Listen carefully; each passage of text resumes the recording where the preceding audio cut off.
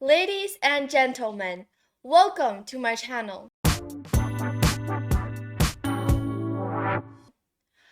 Today we'll be taking a look at a game played in the 2024 the Tata Still in Chess India round 7, and this game was played between Magnus Carlsen and Vincent Keymer in the rapid portion. So this tournament, the Tata Steel Chess India has two sections, the Rapid and then the Blitz. The Rapid has ended yesterday, and here is the result. You see that the five-time world champion Magnus Carlsen is in first place, as expected actually, and we have Pragnand in second place, Wesley So in third, and so on. No, actually, Magnus he didn't lose a single game in the rapid portion.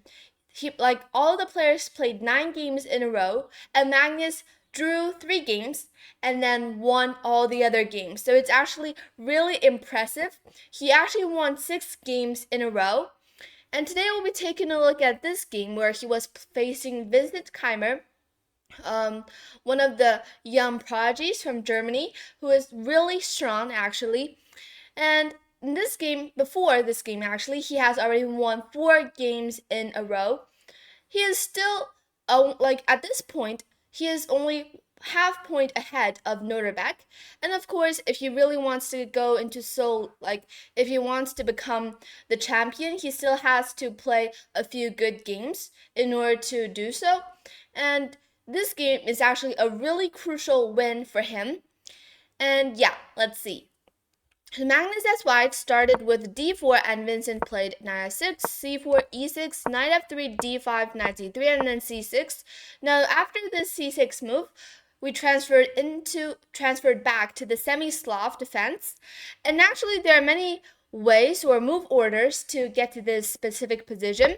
It can also just go, for example, like d5 first. Oops, wait a second. Like d5 first and then go c4, for example, and then, for example, like c6, knight c3, knight f6, knight f3, and then e6 will get back to the same position. But anyways, in the game, e6 was first played, and then knight f3, d5. This is kind of like a more flexible move order. And after knight c3, c6, bishop g5. In the game, knight b d7 was played. This is like a really solid option. Here, for black, actually Vincent can also go for this very aggressive line called the Botvinnik line. And after d takes c4, e4, now b5 for example, e5, h6, bishop h4, g5, and here you take knight g5, h6, g5, bishop takes g5, and here black, of course, both sides need to know this line and all the specific variations in order to have the courage to play this variation. Knight b d7 here is the best move, and here after e takes f6, bishop b7 or queen b6 are both good moves, and it's like there are many counterplay here for both sides, and you just have to play on. Yeah, but that is just like an option here for black. Instead, in the game, knight b d7 was played by Vincent. Of course, when you're facing a 5-time world champion, world number 1, Magnus Carlsen in this case, you definitely don't want to get into any trouble that early, and just want to do something solid as possible, and just wait for Magnus to start playing aggressive lines and everything. Knight b d7 again is actually also a good move, and after e3, queen a5 was played by Vincent. Now here, he can actually just also go, for example, like bishop e7 simply to develop, or h6 to kick this bishop back. But in the game, here queen a5 was played, very logical as well. Queen a5, first of all, running away from this pin, and then second of all, pinning this knight, as well as, threatening knight e4 on the next move. And here in the game, c takes d5 was played, and here there are actually 3 options for black to play here, either to take with the c pawn, the e pawn, or with the knight. And in the game, knight takes d5 was played by Vincent. Let's just quickly take a look at what will happen after e takes d5 and then c takes d5. So let's say if black here takes with the e pawn, now actually you see that black is threatened to go 94 on the next move. Basically, for white, there are two main options here: 92 or bishop d3. Both moves are to prevent 94. Bishop d3, maybe still you can go 94, but then after short castle, at least white can get his king to safety. And here 92 again, I mean, black can still go 94, and after takes at this stage of the game, even though black has this slightly a little bit weak pawn on e4, but I mean right now it cannot, white cannot take e4 because the knight is being pinned by the queen, and everything is actually just really complicated here. Probably for black, you'll just develop your own pieces, or go bishop f4, bishop h4 here. These are the two moves that I mean the engine suggests. And don't forget that your bishop right now is being attacked by the queen, so that is why you have to retreat your bishop back. Either go bishop h4 or bishop f4 or h4, but the best move here is actually to go bishop h4, and it's a game on. All right, let's see what happened in the game. In the game, knight d4 was played, but before we take a look at the actual game, let's take a look at c takes d5 as well. C takes d5 is also possible, again, threatening to go knight e4, and here, knight d2 is no longer the best, because now there's bishop b4, and you might wonder, why not go bishop b4, after here? I mean, e takes d5 and then bishop b4. Well, the main difference is that now you can go queen c2, and here, after, for example, knight e4, knight e4 and d takes e4, you see that there's now well, obviously you cannot take on e4 because there's king f8 and black is threatening to take on c3 as well as the g5 bishop at the same time. But here you can actually just go back with the bishop, and the main difference is that the c file is not open. And compared to this position, here after c takes d5, 92, and bishop b4, if you go here queen c2, there's always a chance that black will be able to go b6, bishop b7, and rook c8 to get the rook out to the c file and hit your queen and the knight. And that is something, maybe, of course, it is something in the future, but that will just only take a few moves for black to really accomplish all of these ideas and threats. So here, 92 is no longer the best move. I mean, it is playable, but bishop d3 is the best, and bishop d3. Now 94 again, you'll just go short castle, and obviously you cannot take on c3 because after b takes c3, if you take queen c3, even though here black is up a pawn, but you see that black's development is just way too slow. And here white can just start launching an attack immediately with rook c1, and everything will just start pushing and e4 ideas to open up as many files and diagonals as possible. And I think white should be much, much better here. So that's the main difference between c takes d5 and e takes d5, but these two moves are not as, all of them are not as good as knight takes d5, which was played in the game by Vincent, already immediately threatening this c3 knight. And of course, asking white, how are you going to defend your c3 knight? Here there are basically three good options: queen d2, queen b3, and rook c1.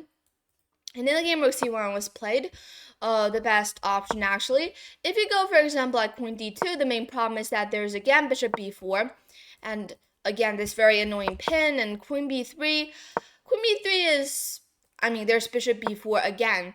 And in the game, rook c1 was played. Now if black goes bishop b4 here, if here black goes bishop b4, it's no longer that good because there's a3. And you see that after bishop takes c3, b takes c3, you cannot take on c3 because there's queen d2 and there's this pin.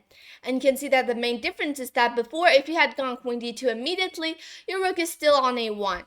So this is the main big difference. And in the game, of course, Vincent played instead of bishop b4, but take on c3 immediately, and after b takes c3, bishop a3 attacking the rook. Development is very important in this position because if black takes on a2, even though, again, you are up in material, but your development is just way too slow compared to white's development, and white will just quickly go bishop d3 short castle and start pushing the pawns in the center, where for black it is unstoppable. And yeah, so that is why in the game, Bishop e3 was played by Vincent, and rook c2 was played c5. Very logical, actually. And bishop d3, c takes d4, and e takes d4. Reaching this position, we see that now black is actually already developing most of his pieces, and short castle is on the next move. In white's position, white does need to be careful about the c3 pawn because it is slightly like a weakness. White's pawn structure are not as good as black's pawn structure. That is to be known in this position because like there are three groups of pawns, whereas compared to black, black only has two like groups of pawn, which means that for white, the pawns are more separated than black's pawns, which means that there are more weaknesses. And in this case, the c3 pawn and the a2 pawn are the two main weaknesses, which white should be a little bit like worried about. But right now it is just fine, and both sides just need to develop the pieces. And bishop e4 was played, rook b8. Bishop f4 is played here. This is the first mistake in this whole game. Bishop f4 looks very reasonable, like to attack the rook. I mean, just very logical. But it is not the best move because bishop f4, as played in the game, Vincent played the best reply. And before we take a look at the best reply, let's first see this position. And white's best option is actually just to go short castle to get the king to safety. And I mean, black is gonna play bishop b7 anyways. This move is just unstoppable, and after takes, probably Magnus thought that reaching this position, he actually didn't want to get, like, he actually didn't want to exchange too many pieces. But here, I think what he like didn't see or like miscalculated like is this d5 move and sacrificing a pawn. But the main point is that for black, you cannot take on d5 because if you take with the queen, there's now rook d2. And if you go queen b5, for example, there's now c4. Everything is being attacked, and it's really messy, but like queen c4 just falls for rook c2, and there's mate on c8. Like everything is kind of complicated here, but it is more tricky for black. And in the game, I think Magnus didn't saw d5, or he thought that he didn't want to exchange too many pieces, and instead he played bishop f4. Actually, he didn't spend a lot of time thinking about this move. Actually, he played bishop f4 immediately, but it turned out to be a not so good move, like a mistake. And in the game, bishop b7 was played, the best reply. And after queen e2, because if you take on b8 right now, Vincent will just take on e4, attacking the rook, and as well as the bishop. Both of these two pieces will be hanging, and I think white will be in some sort of trouble. Even the material right now is kind of equalized, but after short castle, let's say, you see like now, the less pieces on the board there is, the weaker the pawns will become in white's territory. And this is something that white does need to be aware about. In the game, Magnus played queen e2, logical, to defend the bishop, and after bishop a6, bishop d3 was played, and takes, rook c8. You see that Vincent is directly going for this c3 pawn. And I mean, right now it is still pretty safe, while being protected by the rook and the queen, but later on in the game, white does need to be careful about that. So now both sides get the king to safety, and c4 was played, pushing the pawn.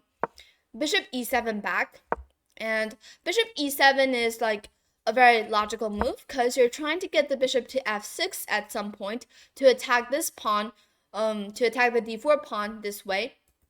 And also, like, the bishop on a3 is not a good bishop, but also, like, always being eyed by this queen. And yeah, I just have to get it back. And after bishop e7, h4 was played. Magnus is trying to create some counterplay on the king side by pushing the pawns, as well as gaining control of this g5 square. In the game, rook f8 was played, going after the c4 pawn and the d4 pawn. Now rook b1 was played, threatening rook b5. Queen h5 and rook b5 was played. Queen g6 offering a queen trade, and of course here white's only option is to take. Oh, actually he didn't take, but take is actually the best option. Queen e2 is not as good as queen g6 because now it will just well, actually in the game h6 was played, which is one of the best reply. But what I'm trying to say is that queen g6 is better because after h6 g6 there's now a4. And white can start pushing the pawns on the queen side. And I think reaching this position, white is not going to lose. At least a draw is in white's hands. But if you keep the queens on the board, this means that the position is still really complicated for white, and the pawns are still like a little bit weak. And after queen e2, here the best option is actually like an even better option than h6 as played in the game is actually to go knight f6. Knight e4 ideas, and here if white goes a4, there's even this like very tricky move with knight d5 attacking the bishop. You cannot take because you're under this pin. So you see that another problem with queen e2 is that the queen is now black's queen. You're allowing black's queen to keep an eye on this c2 rook. And everything is really complicated because at some point black will be able to create some tactics in the center. But right now everything is just going really normal. h6, a4, queen g4, g3, and a6. Here rook bb2 was played, retreating the rook back. Everything is just very normal. And here bishop h4 was played. Here the computer suggests this kind of unhuman move, which is to go g5. And after h6 g5, h6 g5, I mean, g5 is a move that is not hard to see. But I think the rest of the variation, like the moves after g5, are the main hard things to see. Bishop e3 and after, for example, like king g7, getting the rooks to the king side, everything is just really messy. And here, white can actually go d5, just ignore everything. And after e takes d5, let's say c takes d5, bishop f6, there's a huge amount of calculation here, but in the end, you'll just figure out that everything is completely fine. And after, for example, like here, just going up with king g2 is even fine, and after rook a4, f3, kicking the queen, queen f5, queen t2, and yeah, in the end, probably it's going to end in a draw. But it's really hard for like a human, even Magnus Carlsen, to get to this, like to calculate all of these really complicated things. In the game, bishop h4 was played, and after a5, just ignoring everything on the king side. And here, b takes a5 was played, and now c5. Bishop g5, offering a bishop trade. And here, actually, Magnus played this not so great move. What he should have played is actually to take on g5, to trade the bishops off. And after h6 g5, here goes c6. But in the game, instead of taking on g5 and then go c6, Magnus here got a little bit like he just wanted to make things happen real quick, and he played c6 immediately.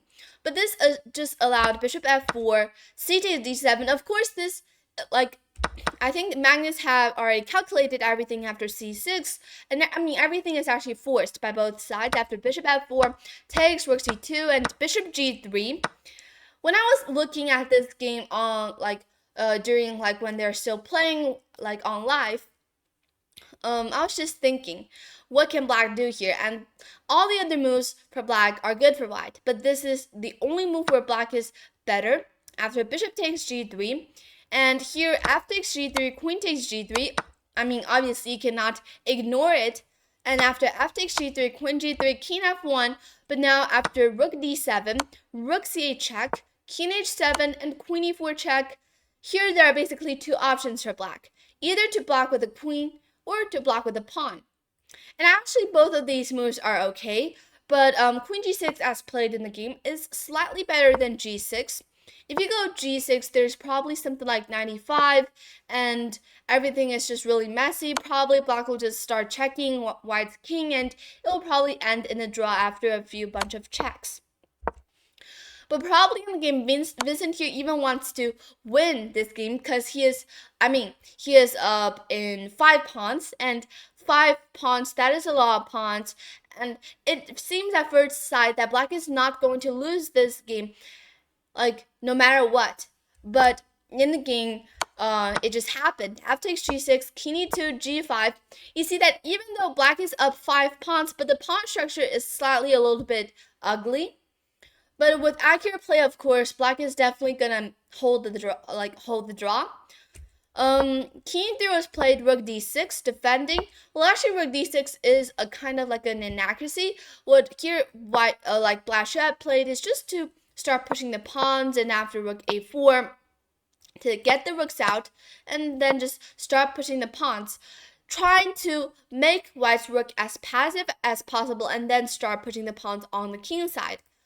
This is basically what like black's idea, but in the game with only a few seconds left on the clock, Vincent here started to struggle a little bit, and after knight e5 a4, this is still fine, and after king e4 a5, no problems. Rook c4, rook a6, rook takes a4, king g8. Now this is actually the start of disaster, because you should always know that, especially in an endgame, don't move your pieces back that easily, especially the king, because the king can only move once at a time, like can only move one square at a time, and just moving it backwards is something that you don't do. You don't want to do that if it's like it's forced.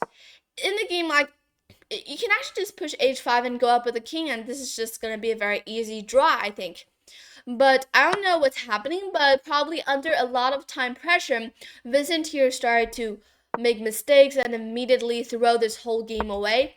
Knight d3, king f7, knight c5. I mean, still the position is close to a draw, but now white is having some chances, because first of all, you see that Magnus is rerouting the knight and then getting the king to e5, and e6 pawn is now under some pressure. And rook e8 is also a mistake. What here Vincent should have done is actually to go rook b6 and quickly get the rook to to open files, and after rook b1, at least you can just keep on checking white's king from the back rank and then pushing the pawns. This is still a very easy draw. But in the game, like Vincent is just struggling under time pressure, and after rook a8, king e5, now the position is just kind of like falling apart.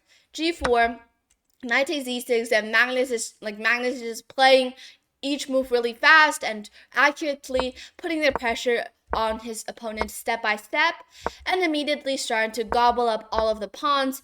g2, knight g5. Okay, this is like a small mistake. Here, rook c1 is just winning immediately after d7, rook c8 ideas coming up, but it doesn't matter. Like, here, knight g5 is also winning, and king f8. Missing a slight chance. I mean, this is still like completely winning for white, but king g6 might still have some, black might still have some chances to draw the game, because here white has this only move, which is to go knight h3 to threaten knight f4. Other moves like knight f3 or knight e4 are all leading to draws, actually, but black still has to play really accurately under time pressure. And things are just happening too fast, and here after king f8, everything is just now falling completely apart. Well, this is actually like a blunder by Magnus. This is a draw now after rook g1. All other moves like rook c1 or like knight e6 check, king d5 are all winning. But rook g1, now the main problem is that here there's now actually rook e8, which was not played in the game, and after king d5, rook e2. But it's actually really hard to spot all of these things. Rook e8 and rook e2 are both forced only moves to at least make white's advantage decrease, and with accurate play this is definitely going to end in a draw. But this is just impossible to play under when you're only having 13 seconds left on the clock for Vincent. And here he missed his last chance and played h3. Now everything is just definitely falling apart. His pawns are just falling one by one, and after a4, Magnus is just in time to block this a3 pawn, and after king e6, just ignoring the a pawn, and after rook a6, knight g5 here, Vincent resigned this game, which he actually should have drawn. But again, this is just really hard to make a draw when you're under time pressure, and Magnus won this game, and this game made his result look even more beautiful. This is now 5 wins in a row, and Magnus is now 6 out of 7, and in the last 2 rounds he won against Daniel Dubov and drew against Abdusarov Nurback, and he became the champion of the 2024 Tata Steel Chess India Rapid portion. But still, the Blitz portion is gonna come up the next day, and yeah, things are still going, and we hope that Magnus can also win the blitz portion as well. And yeah. So, hope you guys enjoyed this game. It's really messy in the middle games as well as the end game, really unbalanced end game. But in the end, Magnus outplayed Vincent under time pressure and he won this game. A beautiful win by him. And thank you for watching this video. Please subscribe. I'll see you in the next video. Bye!